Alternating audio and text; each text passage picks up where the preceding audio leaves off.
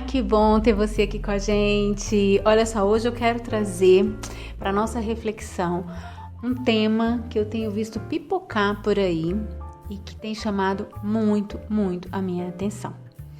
É um crescimento no discurso, vindo tanto de mulheres quanto de homens, que defendem que o certo é que o homem seja o provedor financeiro da casa. Olha, eu não quero aí rotular, não quero atacar pessoas, tá longe de mim isso, tá? O que eu quero é que a gente reflita principalmente sobre dois aspectos. Por que esse discurso tá crescendo e por que ele pode ser perigoso quando a gente apresenta ele como uma solução para todo mundo, uma solução quase que coletiva, né? Quando a gente diz, olha, essa aqui é a verdade, isso aqui é o certo, não tem outros caminhos possíveis. Vamos entender o risco e o perigo desse discurso, vamos refletir sobre isso.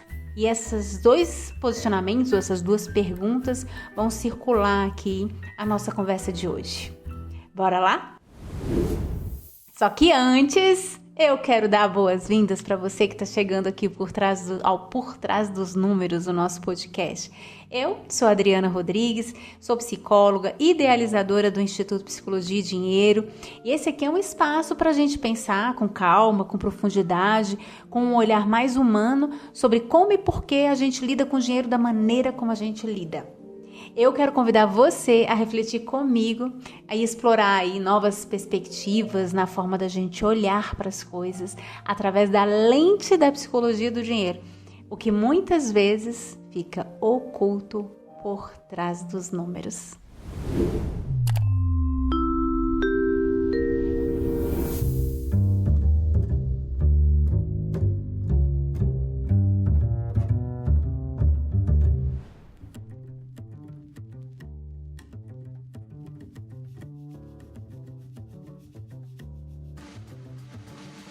Então, bora lá, meu povo. Olha só, quero começar já dizendo o seguinte, a minha história pessoal. Eu cresci em um lar, na minha casa, né, em que meu pai era o provedor financeiro e a minha mãe, ela cuidava da casa e das 4 filhas. Mamãe não trabalhava fora, né? Mas tinha uma coisa, né? Primeiro, assim, esse era um modelo muito comum naquela época, né? Lá se vão mais de 50 anos, né? Era um modelo muito comum.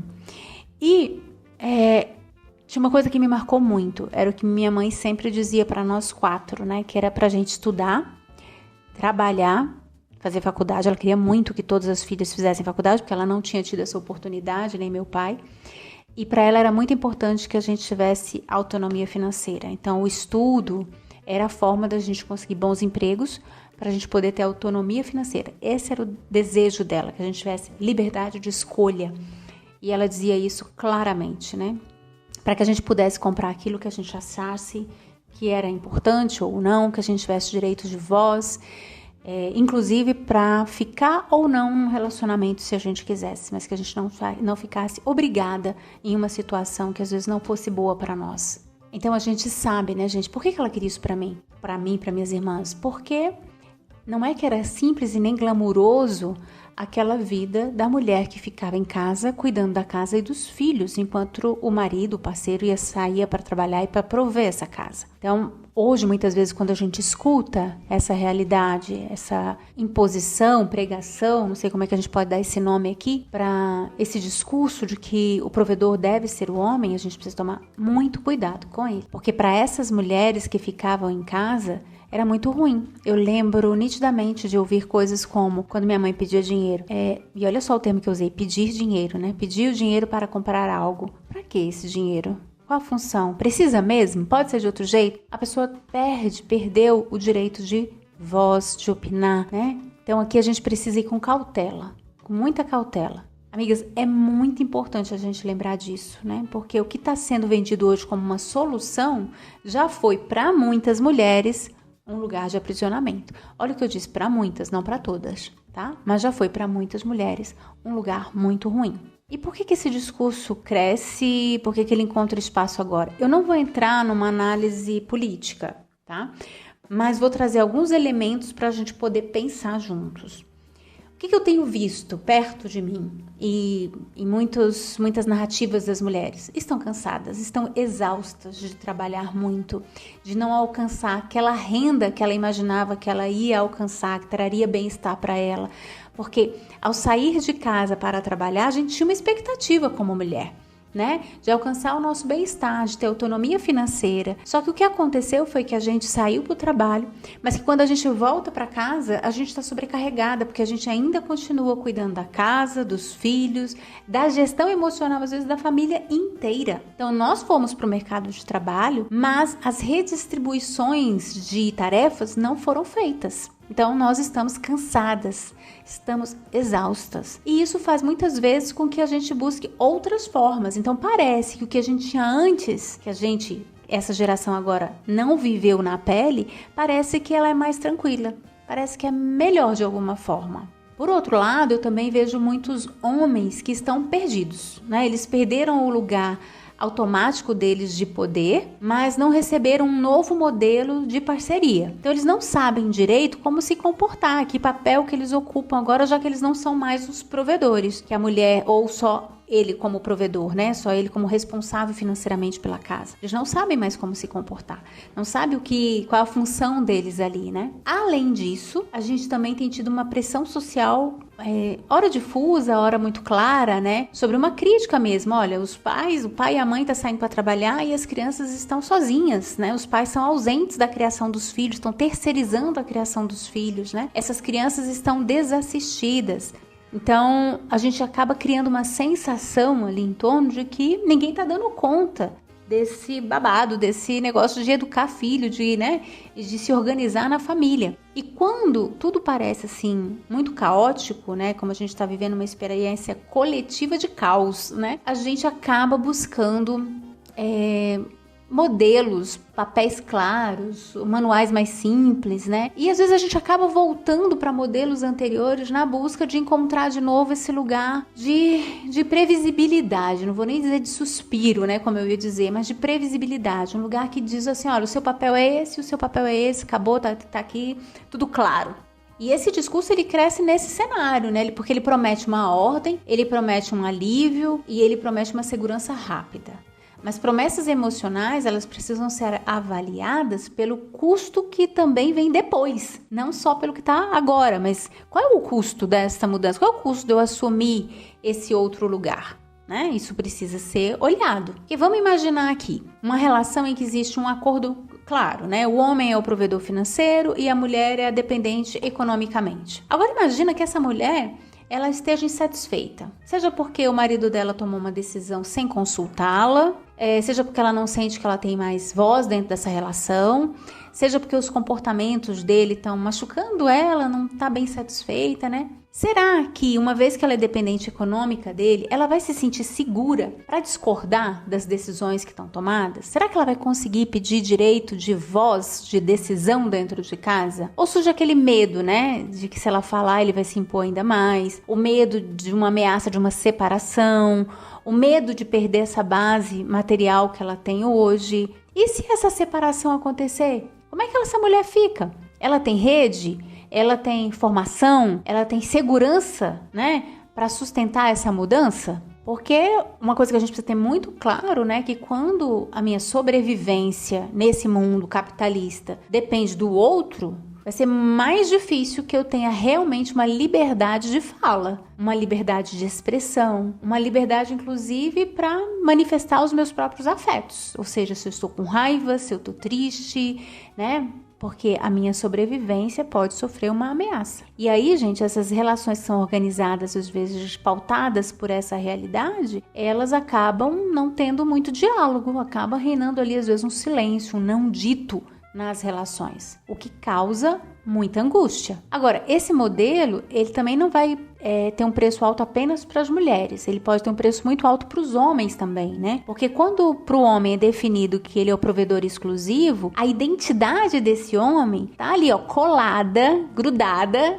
na performance. Ou seja, se eu provenho, se eu trago, eu valho alguma coisa, eu sou bom. Mas se eu não trago esse dinheiro que eu acredito ser suficiente para essa família, eu tenho uma sensação de que estou falhando, de que eu não sou bom o suficiente. E aí o homem passa a ter uma função. E função a gente geralmente não negocia muito, a gente executa uma função. Enquanto ele poderia ser um parceiro e não o executador de uma função. Então, quando uma solução exige que alguém diminua a sua capacidade de escolha, e aqui eu estou falando tanto do homem quanto da mulher, diminuindo a capacidade de escolha, essa solução ela não é neutra, ela é uma solução que organiza poder. E o dinheiro, a gente sabe, historicamente, sempre foi um dos principais organizadores de poder nas relações. Aí a gente pode perguntar, tá, e como é que a gente faz então? Qual é o modelo? Qual é a receita? Como é que a gente pode, então, lidar com essa questão de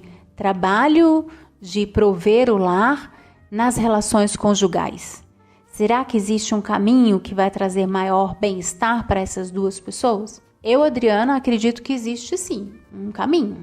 Agora, não é um caminho que está pronto, não é um caminho que é confortável. Esse caminho ele vai envolver uma corresponsabilidade financeira. Ele vai envolver, sim, conversas difíceis. Sim, gente, vamos precisar conversar. E essas conversas nem sempre são agradáveis, né?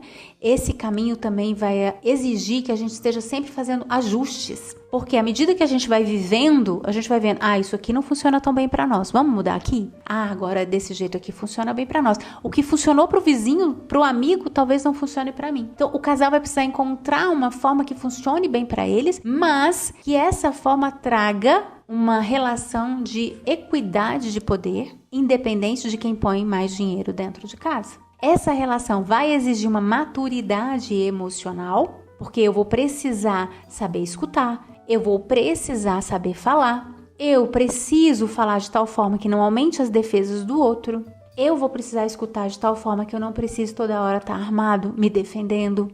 Precisa se criar uma relação emocionalmente mais madura. E aqui, gente, não tem como terceirizar isso para uma relação de papel fixo que a gente acha que vai trazer segurança.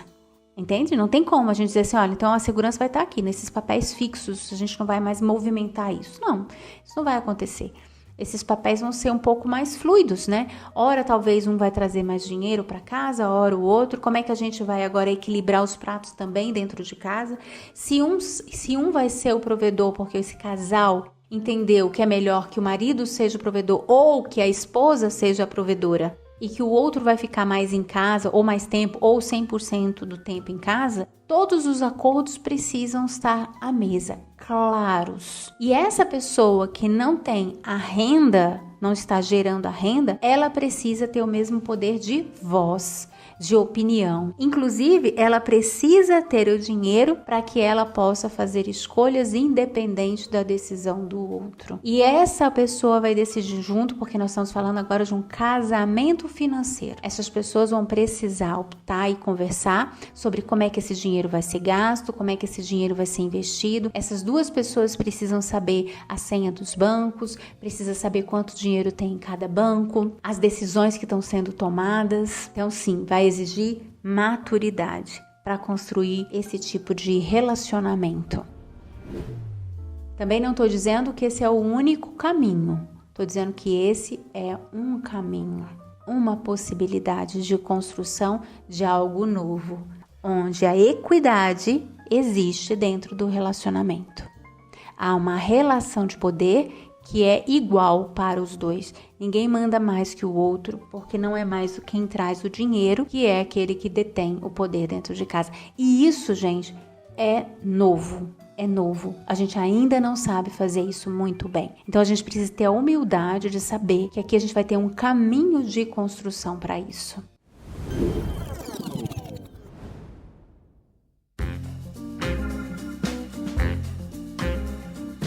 Então, quando a gente escuta esse discurso de que o certo é o homem provedor e a mulher que fica dentro de casa, cuidando da casa e dos filhos, não é um modelo que serve para todo mundo. E quando adotado dentro de casa, ele precisa respeitar alguns cuidados para que esta mulher não fique vulnerável na relação e nem na própria vida, para que ela não perca autonomia. E não é só autonomia financeira, dá a ela autonomias diversas. Então, que ela não perca a autonomia, o poder dela de decisão e de escolha sobre a própria vida. Que ela não fique refém de um relacionamento, como a gente viu acontecer inúmeras vezes e a gente ainda vê acontecer hoje. Quando a gente vê hoje acontecendo que muitas mulheres estão subjugadas em relacionamentos completamente doentios, mas que elas não podem sair porque elas não têm autonomia financeira. E que muitos homens detêm esse poder e retira das mulheres o poder de escolha e de decisão pela via do dinheiro. Então, sim, é um lugar muito perigoso esse discurso.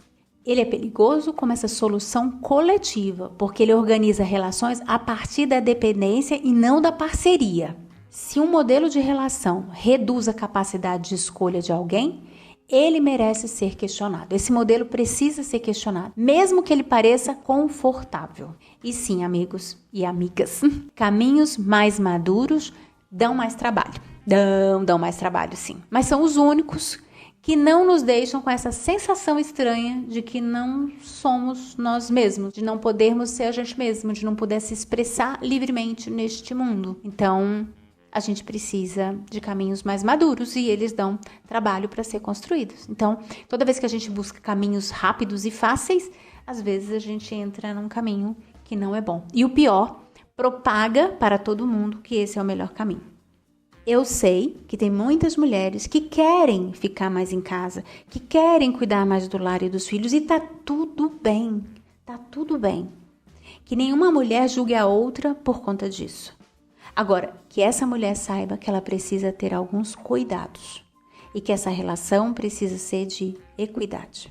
Que cada casal possa amadurecer qual é o modelo que faz sentido para eles, escolher isso com sensatez, testar caminhos possíveis e reajustando, conversando abertamente, livremente, que ninguém se sinta cerceado nessa relação. Esses são os meus votos para nós todos que estamos construindo esse caminho novo aí, que os modelos antigos parece que não funcionaram muito bem, não foram bons para a grande maioria das mulheres, nem para os homens, e que hoje a gente pode construir, ainda que tudo está parecendo aí meio caótico, a gente pode construir algo novo, justamente porque tá caótico, agora a gente precisa construir algo novo, então que a gente construa com sensatez, a gente não precisa voltar correndo para os modelos que a gente já conhece porque são os certos, não, esse era só um modelo e não funciona para todo mundo, ok?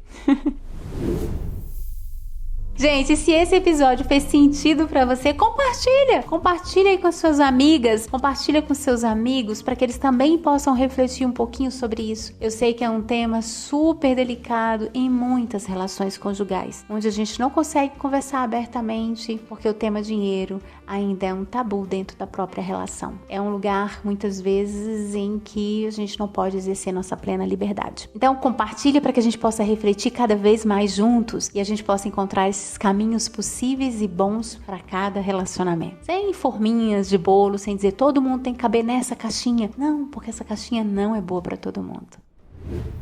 E para você que é psicóloga, esse podcast, não apenas esse episódio, traz elementos que tocam aí a nossa prática clínica cotidiana, hein? Então, ouvir e pensar também sobre esses aspectos, refletir sobre o que tem por trás dos números, nos ajuda a aprimorar a nossa prática clínica. E falando em aprimorar, quer dizer que o Instituto Psicologia e Dinheiro oferece um aprimoramento profissional para psicólogos que querem aí e desejam trabalhar o tema dinheiro com os seus clientes. Sim, amigos, porque esse tema é tema de terapia. Dinheiro é tema de terapia e a gente precisa cada vez mais ter segurança, ter técnica e ter responsabilidade para abordar esse tema na clínica. Então fica ligado que em breve eu vou trazer mais informações sobre o aprimoramento profissional para vocês, que nós temos turma nova aqui esse ano, tá bom? Um grande abraço para vocês e até mais. Até o nosso próximo episódio do Por Trás dos Números.